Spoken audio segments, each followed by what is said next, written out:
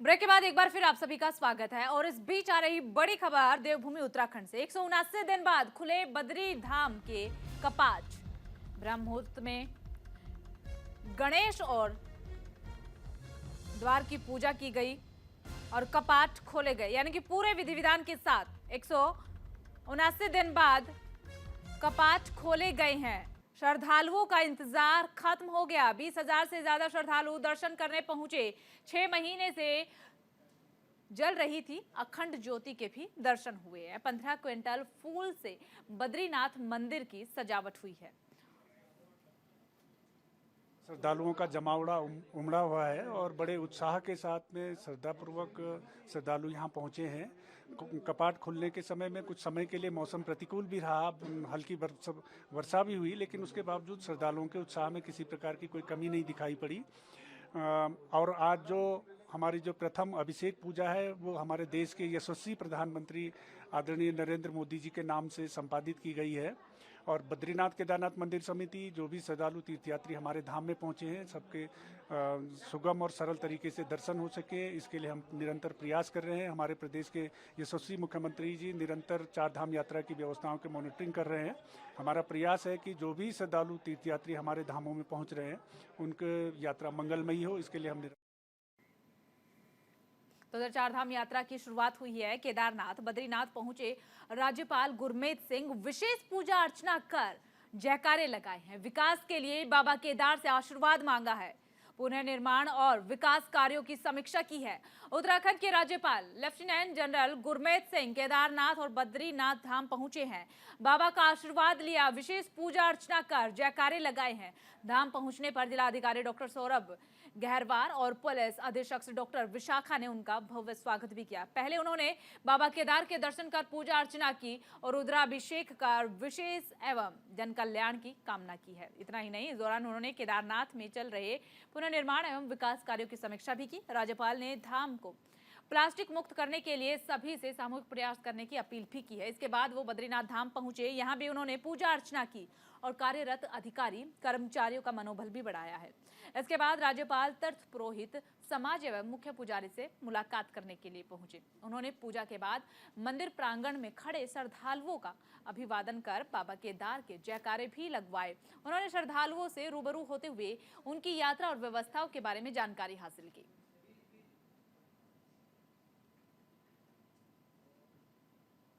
आज अत्यंत सौभाग्य का क्षण है। आज बहुत ही शुभ दिन है कि आज बद्री विशाल जी के कपाट खुले हैं। पूरी मानवता, हर भारतीय, हर उत्तराखंडी के लिए आज पूजा और अर्चना की है। आज सच कहूं तो आज का दिन बिल्कुल अलग है।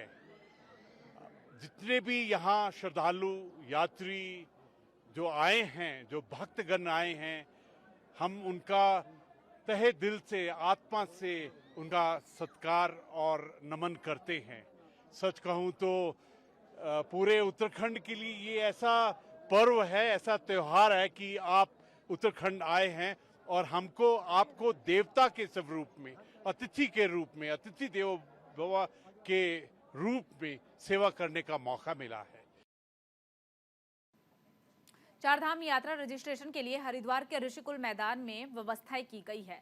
डीएम ने उन व्यवस्थाओं का निरीक्षण भी किया है। डीएम धीराज सिंह ने रजिस्ट्रेशन का भी निरीक्षण लिया। जिस तरीके की वहां पर व्यवस्थाएं चल रही है उनका भी रजिस्ट्रेशन का जो है वो निरीक्षण किया है। डीएम ने रजिस्ट्रेशन काउंटर का निरीक्षण किया। रजिस्ट्रेशन काउंटरों पर जाकर के व्यवस्थाओं को परखा।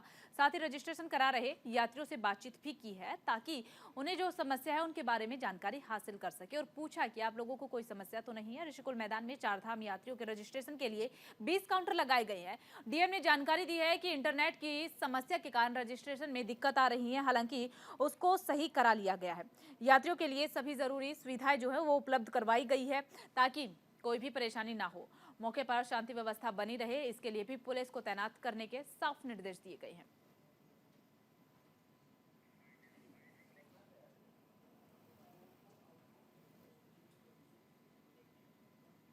तो है जिसकी वजह से दिक्कत आ रही है। उसके लिए जितने भी एजेंसीज हैं उनसे हम लोगों ने बात कर ली है। कल से ऐसी दिक्कत नहीं आएगी। और चूंकि रजिस्ट्रेशन पहले राय होटल में होता आया है पहले विगत वर्षों में भी, लेकिन इस बार अनएक्सपेक्टेडली काफ़ी संख्या में श्रद्धालु आए हैं, जिसकी वजह से वहाँ पे दिक्कत हुई। और इसी को देखते हुए हम पहली बार यहाँ पे इनको ऋषिकुल से ये सुविधाएं हम लोग प्रदान कर रहे हैं। पहले काउंटर 8 काउंटर लगते थे, लगभग 20 काउंटर लगा दिए हैं।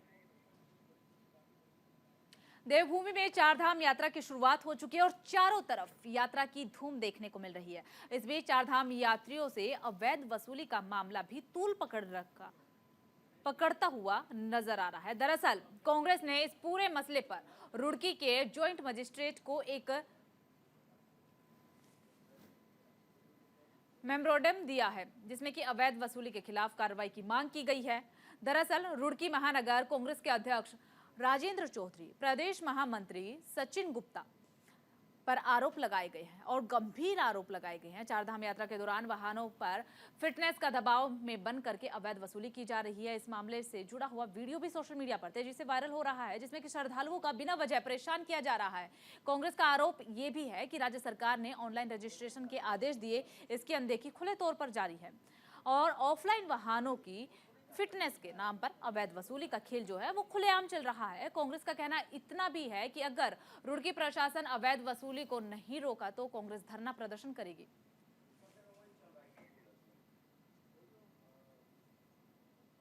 ये एआरटीओ के संबंध में हमारे यहाँ पे जो गाड़ियों की रजिस्ट्रेशन हो रही है उसके लिए अभी एआरटीओ मैडम को बुला लिया गया है। उनके द्वारा अभी फोन में भी अवगत कराया गया है कि कुछ इस कंप्लेंट्स को लेते हुए उन्होंने चेंजेस भी किए हैं। आज शाम तक आपको हम पूरा डिटेल बता देंगे कि हम क्या क्या स्टेप्स ले रहे हैं। अगर कोई भी इसमें गलत तरीके से किसी से अगुवाई कर रहा है 100% उनके साथ अगेंस्ट स्ट्रिक्ट एक्शन लिया जाएगा एंड हम जितना फैसिलिटेट कर सकते हैं उतना फैसिलिटेट करेंगे अपनी तरफ से। जैसे बताया आप लोगों की एक वीडियो जो वायरल हुई थी उसका संज्ञान लेते हुए मैडम ने ऑफिस भी शायद शिफ्ट कर दिया, एक फील्ड को शिफ्ट कर दिया है।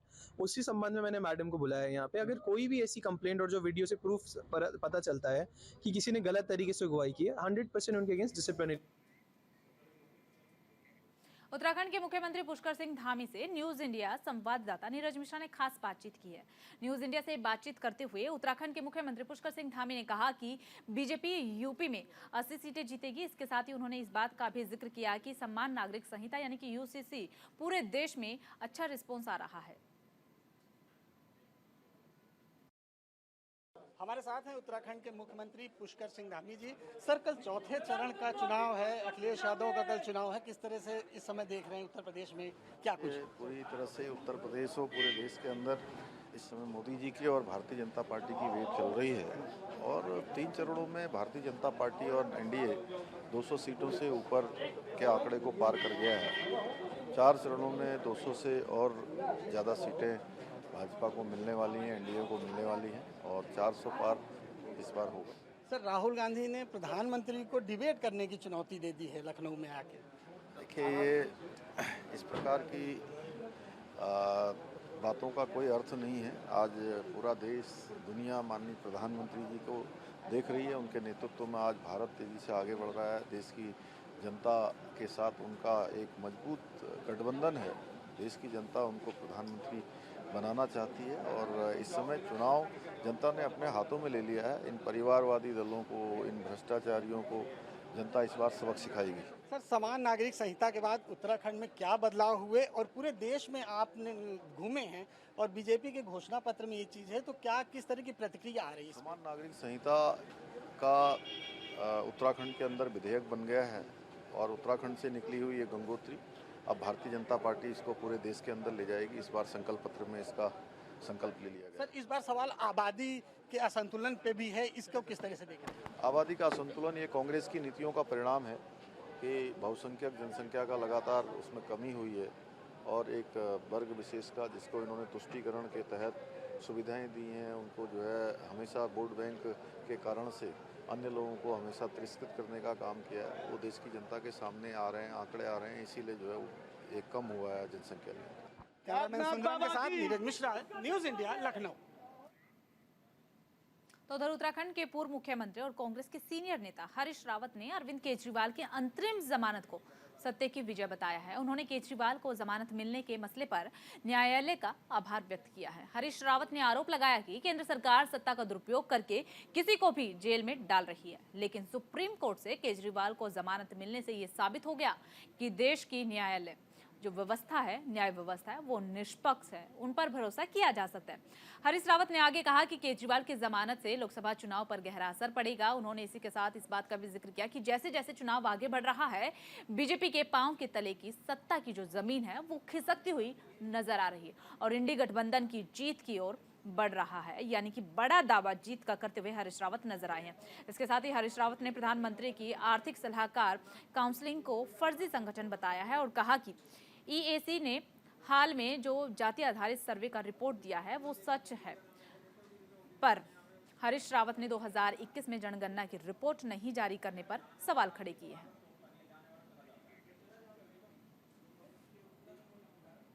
ये इसने सिद्ध कर दिया कि पूरी तरीके से फर्जिया संगठन है जो आर्थिक सलाहकार समिति परिषद है, और एक फर्जिया रिपोर्ट। अरे जनगणना की रिपोर्ट जारी करो ना, फिर यदि ये है तो क्यों नहीं? तुम जनगणना कराने से भाग रहे हो, और नहीं तो 2021 में जनगणना हो जानी चाहिए थी। तो किस आधार पर आप इस बात को कह रहे हैं? और क्योंकि आप नंबर नहीं दे रहे हैं, आप प्रतिशत बता रहे हैं, ताकि लोगों के अंदर एक आशंका पैदा की जाए, भय पैदा किया जाए। और फिर से, क्योंकि बिना हिंदू मुसलमान की सोच पर आए प्रधानमंत्री जी ने मान लिया है कि उनकी नैया पार नहीं हो सकती है। उत्तराखंड में जल्द ही निकाय चुनाव हो सकते हैं, जिसकी तैयारियां जो है स्थानीय लोगों ने शुरू कर दी है। वरिष्ठ समाज सेवी और जाने माने वकील अनुराग चौधरी ने भी अपने आवास पर एक प्रेस कॉन्फ्रेंस के माध्यम से ये बताया है कि इस बार वो भी रुड़की नगर निगम के मेयर का चुनाव जो है लड़ने की इच्छा रखते हैं और जनता से भी वो घर घर जाकर के अपने समर्थन के लिए जुट रहे हैं। इतना ही नहीं, उन्होंने ये भी कहा कि इस बार वो नगर के विकास कार्यों और भ्रष्टाचार के मुद्दों पर ये चुनाव लड़ेंगे। साथ ही पिछले 10 सालों में जो कार्य रुड़की के मेयर ने नहीं किए पाए हैं, वो सब काम मैं करूंगा और उम्मीद है कि इस बार रुड़की की जनता उनका भ्रष्टाचार के लिए जो लड़ाई है उस लड़ाई में साथ देगी।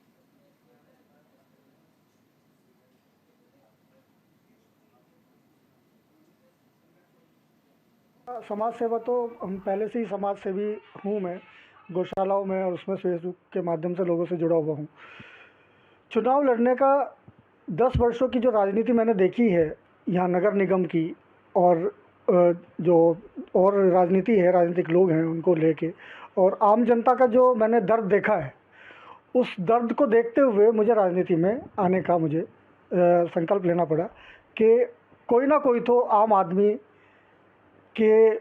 आदमी से जाए।